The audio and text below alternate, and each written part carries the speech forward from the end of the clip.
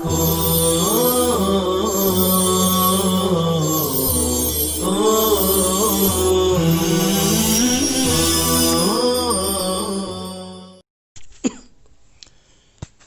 اللہ الرحمن الرحیم اللہم صلی وسلم وبارک علی سیدنا مولانا محمد وآلہ وصحبہ اجمعین۔ باب الوضوء مما غیرت النار۔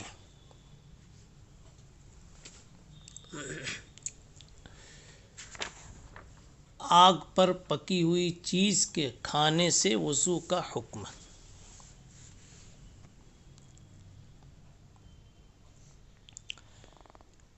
دوسرا عنوان یہاں پر ایک ہے، اگلا عنوان باب فی ترک الوضوء مما غیرت النار۔ اس کا حاصل ہے آگ پر پکی ہوئی چیز کے کھانے سے وضو نہ کرنے کا حکم۔ یہ دو باب امام ترمذی رحمۃ اللہ علیہ نے ذکر فرمایا ہے۔ مسئلہ یہ ہے کہ آگ پر پکی ہوئی چیز کے استعمال سے کیا وضو ٹوٹ جاتا ہے؟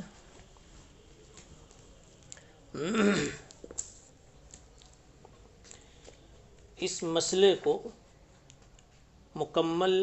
اور مدلل جاننے سے پہلے روایت کو پہلے سمجھ لیا جاوے۔ روایت ہے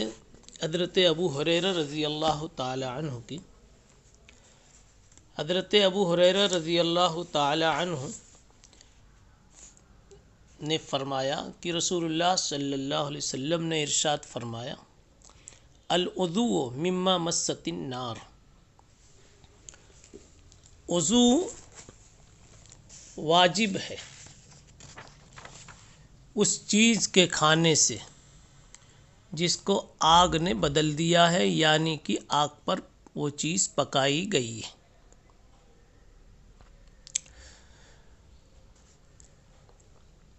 وَلَوْ مِن سَوْرِ عَقْتٍ، اگرچہ کہ وہ پنیر کا ایک ٹکڑا ہی ہو۔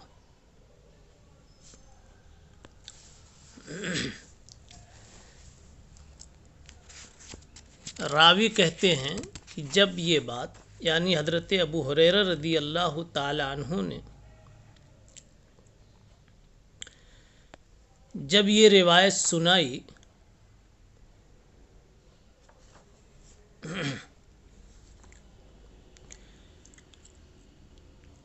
تو حضرت عبداللہ ابن عباس رضی اللہ تعالی عنہ نے فرمایا،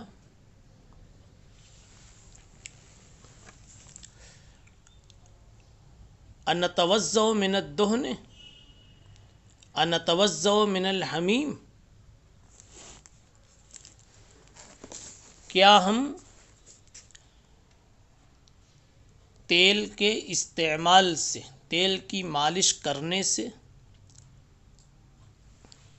یا گرم پانی سے وضو کریں، گرم پانی کا استعمال کریں؟ تو اس کا بھی یہی حکم ہے کہ وضو دوبارہ کرنا پڑے گا۔ کیا ہم تیل کے استعمال سے یا گرم پانی کے خارجی استعمال سے کیا ہم کو دوبارہ وضو کرنا پڑے گا؟ یعنی اگر باوضو تھے تو وہ وضو ٹوٹ جائے گا؟ ابو ہریرہ رضی اللہ تعالیٰ عنہ نے کہا، میرے بھتیجے، جب تم کوئی حدیث سنو رسول اللہ صلی اللہ علیہ وسلم کے حوالے سے تو اس کے مقابل میں کوئی بات مت کہا کرو۔ روایت کا حاصل یہ ہوا کہ حضرت ابو ہریرہ رضی اللہ تعالیٰ عنہ نے ایک حدیث بتائی کہ الوضوء مما مست النار، آگ پر پکی ہوئی چیز سے وضو ٹوٹ جاتا ہے۔ یعنی اصل وہ شے ناقض وضو نہیں ہے، اس کا آگ سے لگنا، آگ کا اس سے جڑنا، یہ باعث نقض ہے۔ تو ابن عباس رضی اللہ تعالیٰ عنہ نے اس پر سوال کر دیا کہ اگر ہم تیل استعمال کریں، بدن میں تیل لگائیں، وہ بھی تو آگ ہی کی مدد سے تیار ہوتا ہے، یا گرم پانی کا استعمال کر لیں، یعنی بدن پر گرم پانی مل لے ہوئے لگا لے ہوئے، تو کیا اس سے وضو ٹوٹ جائے گا؟ ابن عباس کو اصل میں اس حدیث کو سن کر حیرت ہوئی، تو استعجاباً یہ بات کہی، تو حضرت ابو ہریرہ نے ان کے اس قول کا کوئی جواب نہیں دیا، بس اتنی بات کہہ دی کہ ابن عباس، جب کوئی حدیث پیش کی جائے تو عقل کی بنیاد پر اور قیاس کی بنیاد پر کوئی بات مت مقابلے میں بولا کرو۔ یہ تو اس روایت کا حاصل ہوا، اور اس روایت کا خلاصہ سے جو حکم مستنبط ہوا وہ یہ کہ آگ پر پکی ہوئی چیز وضو کرنے کے بعد اگر کوئی استعمال کرتا ہے تو اس کا وضو ٹوٹ جاتا ہے۔ اب اس مسئلے کو جاننا ہے کہ مسئلہ شرعیہ فقہیہ کیا ہے۔ اس کی تفصیل یہ ہے کہ ابتدا میں صحابہ کرام کے درمیان اس مسئلے میں اختلاف تھا، لیکن علامہ نووی رحمۃ اللہ علیہ فرماتے ہیں کہ اب اس بات پر اتفاق ہو چکا ہے کہ وضو مما مست النار اب واجب نہیں ہے، یعنی آگ کی پکی ہوئی چیز کے استعمال سے وضو نہیں ٹوٹتا، اس پر پوری امت کا جمہور کا اتفاق۔ صحابہ میں ابتدا میں یہ اختلاف تھا، اور صحابہ کرام کے درمیان جو اختلاف تھا تو اس کی بھی بنیاد روایات کا، نصوص کا اختلاف تھا، جیسا کہ امام ترمذی رحمۃ اللہ علیہ نے یہاں پر 2 باب متضاد قائم کر کے ظاہر فرما دیا ہے۔ پہلا باب ہے الوضو مما غیرت، اور دوسرا باب ہے ترک الوضو مما غیرت۔ ایک سے وضو کا وجوب سمجھ میں آتا ہے اور دوسرے سے عدم وجوب سمجھ میں آتا ہے۔ دونوں قسم کی روایتیں امام ترمذی رحمہ اللہ نے بیان فرما دی ہیں۔ ابھی جس روایت کا ترجمہ کیا گیا اس سے تو وضو کا وجوب سمجھ میں آتا ہے، اور اگلے باب میں جو روایت ہے جس کا ترجمہ ابھی پیش نہیں کیا گیا ہے، اس سے وضو کا عدم وجوب سمجھ میں آتا ہے۔ اس روایت کا حاصل یہ ہے کہ حضرت جابر رضی اللہ تعالی عنہ راوی ہیں کہ جناب محمد الرسول اللہ صلی اللہ علیہ وسلم ایک انصاری خاتون کے گھر تشریف لے گئے۔ آپ اسکرین پر متن دیکھیے، خرج رسول اللہ صلی اللہ علیہ وسلم وانا معه فدخل على امرأة من الانصار فذبحت له شاة فاكلها۔ ایک انصاری عورت کے گھر حضور پاک صلی اللہ علیہ وسلم تشریف لے گئے، اور حضرت جابر کہتے ہیں میں بھی آپ کے ساتھ تھا۔ آپ جب اس انصاری خاتون کے گھر پہنچے تو اس خاتون نے آپ کے لیے بکری ذبح کی، آپ نے اس کا گوشت تناول فرمایا۔ آگے پھر فرماتے ہیں وَأَتَتْهُ بِقِنَاعٍ مِّن رُطَبٍ فَأَكَلَ مِنْهُ۔ پھر اس عورت نے تازہ کھجوروں کی ایک تھال آپ کے سامنے رکھ دی، آپ نے اس میں سے بھی کھایا۔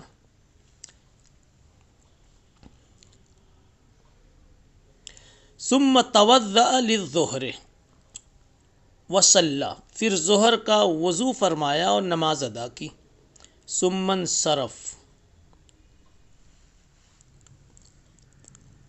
اس کے بعد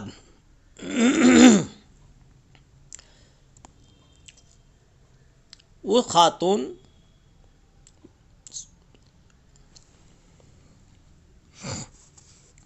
پھر بکری کے گوشت کا ایک ٹکڑا لے کر واپس آئی۔ آپ جب نماز سے فارغ ہوئے تو پھر وہ خاتون بکری کا ایک ٹکڑا ایسا جس کو آپ تفقہن کھاویں، آپ وہ لے کر کے حاضر ہوئی، آپ نے اس کو کھایا۔ فَأَكَلَ ثُمَّ صَلَّى الْعَصْرَ وَلَمْ يَتَوَضَّأْ، آپ نے اسے کھایا اور وضو نہیں کیا۔ اب یہاں بات سمجھ میں یہ آئی کہ اس واقعے میں آپ نے بکری کا گوشت استعمال کیا لیکن وضو نہیں فرمایا، جبکہ وہ بھی آگ پر بھنا ہوا تھا۔ اب یہ دو قسم کی روایتیں سامنے آئی۔ پہلی روایت سے معلوم ہوا کہ وضو ٹوٹ جاتا ہے، دوسری روایت سے معلوم ہوا کہ وضو نہیں ٹوٹتا۔ پہلی روایت کی بنیاد پر وضو ٹوٹنے کا قول کیا جاتا تھا اور دوسری روایت کی بنیاد پر وضو کے نہ ٹوٹنے کا قول کیا جاتا ہے۔ جمہور کے نزدیک ان دونوں قسم کی روایتوں میں اس طرح سے تطبیق کی جا سکتی ہے کہ یوں کہہ دیا جائے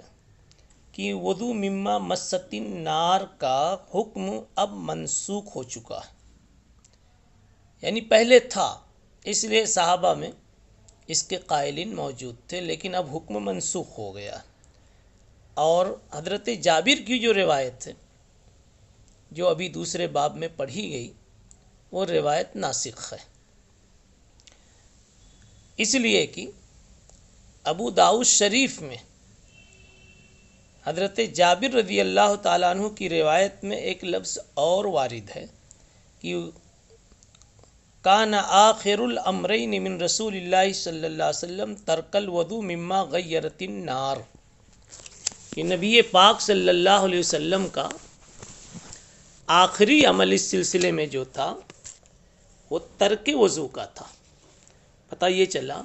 حضرت جابر نے جو قصہ بتایا ایک انصاریہ خاتون کا، یہ واقعہ جس میں وضو نہ کرنا منقول ہے، یہ ناسخ ہے۔ تو اب یہ کہہ لیا جائے کہ دونوں روایتوں میں اب کوئی تعارض نہیں ہے، اس لیے کہ پہلی روایت حضرت ابو ہریرہ والی جو نقض وضو کو بتا رہی ہے وہ منسوخ ہے، اور حضرت جابر رضی اللہ تعالیٰ عنہ والی روایت ناسخ ہے۔ دوسری بات اور تطبیق کی دوسری توجہ یہ کی جا سکتی ہے کہ جس زمانے میں وضو کا حکم تھا وہ وضو کا حکم بھی استحباب پر محمول تھا، نہ کہ وجوب پر، اس لیے کہ حضور پاک صلی اللہ علیہ وسلم سے وضو بھی ثابت ہے اور ترک وضو بھی ثابت ہے، اور ظاہر سی بات ہے کہ وجوب کی یہ شان نہیں ہوتی کہ ترک اس کا کیا جائے، یہ استحباب ہی کی شان ہوتی ہے۔ تیسری بات یہ کہی جا سکتی ہے کہ وضو مما مست النار میں جو وضو کا حکم تھا وہ وضو لغوی ہے، نہ کہ وضو اصطلاحی، اور وضو لغوی کا حاصل ہے ہاتھ منہ دھونا، جو وضو اصطلاحی شرعی سے بالکل مختلف ہے، یعنی کھانے کے بعد ہاتھ صاف کرنے کی غرض سے، منہ صاف کرنے کی غرض سے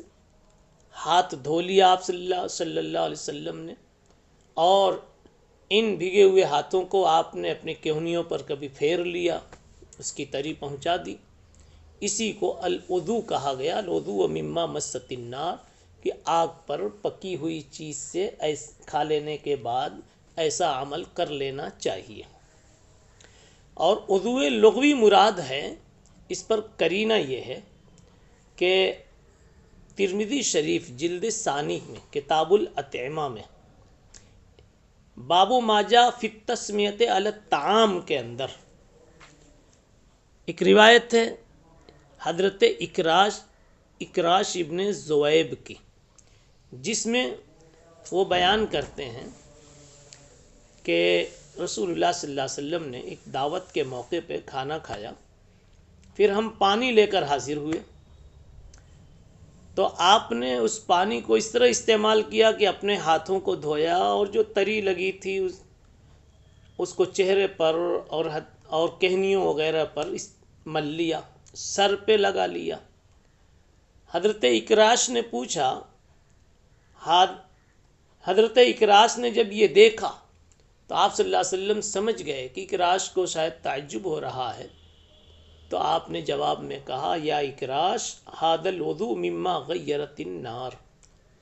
اسی عمل کا نام ہے وضوء مما غیرت النار۔ تو اس روایت سے صاف سمجھ میں آتا ہے کہ جہاں کہیں وضوء مما غیرت النار کا لفظ آیا ہے اس سے مراد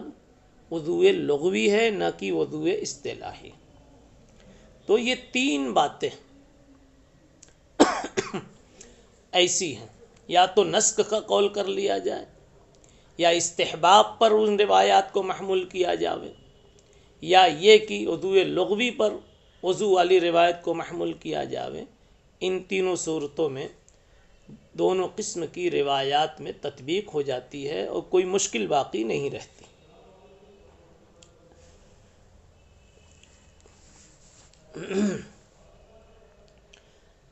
حضرت مغیرہ ابن شعبہ رضی اللہ تعالی عنہ کی ایک روایت اسی ہے جس سے صاف یہ معلوم ہوتا ہے کہ جس زمانے میں وضو کیا جاتا تھا آگ پر پکی ہوئی چیز کے کھانے سے، اس زمانے میں بھی یہ وضو واجب نہیں تھا، ہاں نظافت کے خیال سے اس کا اہتمام ضرور تھا۔ بعد میں جب یہ خطرہ ہوا کہ اس اہتمام کے نتیجے میں لوگ وضو کو واجب سمجھ لیں گے یا وضو لغوی کے بجائے وضو شرعی کا نام دے دیا جائے گا، تو آپ صلی اللہ علیہ وسلم نے اس کو ترک کر دیا اور پھر اس کا استحباب بھی منسوخ ہو گیا۔ مغیرہ ابن شعبہ کی روایت مصنف ابن ابی شیبہ میں مذکور ہے، وہ یہ ہے کہ حضور پاک صلی اللہ علیہ وسلم نے کھانا کھایا، پھر نماز کھڑی ہو گئی، تو وقد كان توضأ قبل ذلك فأتيته بماء ليتوضأ فانتهرني، نماز کھڑی ہو گئی اور آپ نے اس سے پہلے وضو فرمایا تھا، یعنی پہلے کبھی آپ جب کھانا کھانے کے بعد نماز پڑھنے کا ارادہ فرماتے تو اس سے پہلے حضرت مغیرہ نے دیکھا تھا کہ آپ نے وضو فرمایا، تو آج بھی حضرت مغیرہ پانی لے کر کے آگے تاکہ آپ وضو فرمائیں گے، تو کہتے ہیں کہ فن طہرنی، مجھے رسول اللہ صلی اللہ علیہ وسلم نے اس وقت جھڑکا اور ڈانٹا اور کہا وراءک، ہٹاؤ پانی، ہٹو۔ اگر میں ایسا کر لوں یعنی کہ وضو کر لوں تو لوگ بھی میرے بعد ایسا ہی کرتے رہیں گے، یعنی لوگ اس کو واجب سمجھ لیں گے۔ اس کو جوڑ کر کے بات یہ سمجھ میں آتی ہے کہ وضو کا جس زمانے میں حکم تھا اس زمانے میں بھی یہ عمل مستحب ہی تھا، کبھی بھی واجب نہیں تھا۔ اور اس پر اس روایت میں خود ایک قرینہ ہے، حضرت مغیرہ نے آ کر کے کہا، یعنی حضرت مغیرہ رضی اللہ تعالی عنہ نے اس سلسلے میں پانی لا کر کے جو پیش کیا اس سے یہ معلوم ہوا، اور پھر آپ نے انکار کیا، اس سے یہ معلوم ہوا کہ وضو کرتے تھے آپ، البتہ یہ وضو درجہ وجوب میں نہیں تھا، اسی لیے تو آپ نے انکار کیا۔ تو لانا اس بات کا اشارہ ہے کہ یہ وضو ہوتا تھا، اور اس انکار کر دینا آپ صلی اللہ علیہ وسلم کا اس بات کا اشارہ ہے کہ یہ وضو وجوب کے درجے میں نہیں تھا۔ حاصل ان دونوں بابوں کا یہ ہوا کہ حضور پاک صلی اللہ علیہ وسلم نے ابتدا میں وضو کیا تھا اور شریعت میں اس کا حکم تھا استحباب کے درجے میں، بعد میں یہ منسوخ ہو گیا۔ ایک بات امام ترمذی رحمۃ اللہ علیہ نے یہ کہی ہے اگلے باب کی حدیث کے متعلق کہ وفی الباب عن ابی بکر الصدیق ولا یصح حدیث ابی بکر فی ھذا من قبل اسنادہ۔ کہنا چاہتے ہیں امام ترمذی رحمۃ اللہ علیہ کہ یہاں پر اس باب میں ابو بکر صدیق رضی اللہ تعالی عنہ کے حوالے سے بھی ایک روایت سنائی جاتی، ایک روایت منقول ہے، اور وہ روایت مسند بزار اور مسند ابو یعلا میں ہے، اور وہیں سے لے کر کے علامہ ہیثمی نے مجموع الزوائد میں بھی اس روایت کو نقل کیا، اور نقل کرنے کے بعد اس کے ضعف پر محدثین کا اتفاق بھی نقل کیا۔ تو یہ جو روایت جس کی بات ابھی چل رہی ہے ابو بکر صدیق رضی اللہ تعالیٰ عنہ کے حوالے سے منقول ہے، اس کے بارے میں امام ترمذی کہتے ہیں کہ اس عنوان پر جو ابو بکر صدیق رضی اللہ عنہ کے حوالے سے روایت نقل کی جاتی ہے اس کی سند غیر محفوظ سے۔ صحیح روایت یہ ہے کہ یہ ابو بکر صدیق کی حدیث نہیں ہے بلکہ ابن عباس رضی اللہ عنہ کی حدیث ہے۔ ابو بکر کا نام کسی راوی کی بھول ہے، بلکہ بتا دیا امام ترمذی رحمہ اللہ نے کہ ابو بکر کا نام صرف حسام ابن مسک نے بڑھا دیا، اور خود یہ ضعیف راوی۔ حافظ ابن حجر نے تو حسام ابن مسک کو تقریباً متروک کہا ہے اپنی تقریب کے اندر میں، اور اس کے سند کے غیر محفوظ ہونے کی دلیل یہ ہے کہ ابن سیرین کے دوسرے تلامذہ جو حفظ و اتقان میں اعلیٰ درجے کے ہیں وہ ابن عباس پر سند روک دیتے ہیں، ابو بکر کا تذکرہ نہیں کرتے۔ خلاصہ یہ ہے کہ یہ روایت ابو بکر صدیق کے حوالے سے جو نقل کی جاتی ہے وہ روایت قابل اعتبار نہیں ہے، اور صحیح یہ ہے کہ حضرت عبداللہ ابن عباس سے یہ روایت منقول ہے۔ اس کے بعد امام ترمذی رحمہ اللہ نے اپنے طور پر اپنی عادت شریفہ کے مطابق دوسرے صحابہ کرام سے جو روایتیں اور آئی ہیں ان کا حوالہ دیا ہے، اور جو فقہ اس سلسلے میں ہے اس کو بھی ذکر کیا، اور آخری سطر میں فرمایا ھذا آخر الامرین من رسول اللہ صلی اللہ علیہ وسلم وکان ھذا الحدیث ناسخا للحدیث الاول حدیث الوضوء مما مست النار۔ سبحان